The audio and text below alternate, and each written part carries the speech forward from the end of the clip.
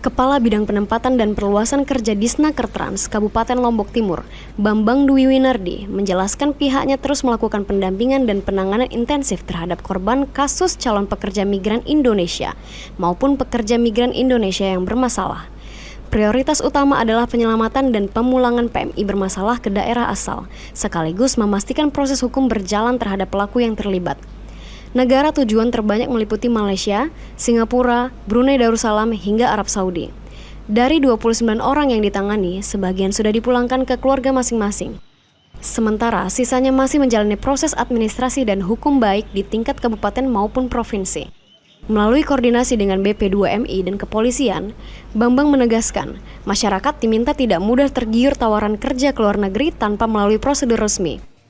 Sebab mayoritas kasus melibatkan CPMI yang gagal berangkat akibat dokumen tidak lengkap, pelatihan yang belum tuntas, hingga menjadi korban perekrutan non-prosedural.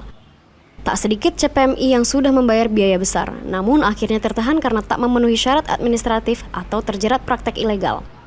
Sementara PMI yang sudah berangkat juga tak liput dari masalah di negara penempatan. Kondisi itu terjadi karena wan prestasi, di mana sebagian PMI menghadapi situasi kerja yang tidak sesuai kontrak awal, mulai dari gaji, jam kerja, hingga jenis pekerjaan. Ya, itu kasuistiknya biasanya ini sudah berapa ini yang kita sudah mediasi, fasilitasi ya untuk menyelesaikan permasalahannya. Ada 29 kasus ya.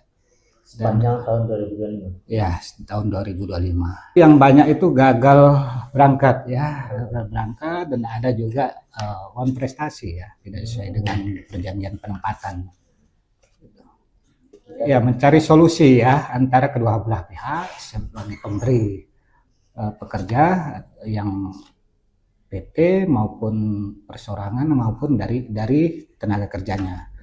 Bambang menambahkan, mediasi jadi langkah awal penyelesaian permasalahan yang dialami CPMI dan PMI, seperti ketidaksesuaian informasi penempatan, biaya yang tidak transparan, hingga gagal berangkat karena proses non-prosedural. Hasil mediasi diserahkan kepada CPMI untuk dipertimbangkan, apakah diselesaikan secara kekeluargaan atau dilanjutkan ke jalur hukum.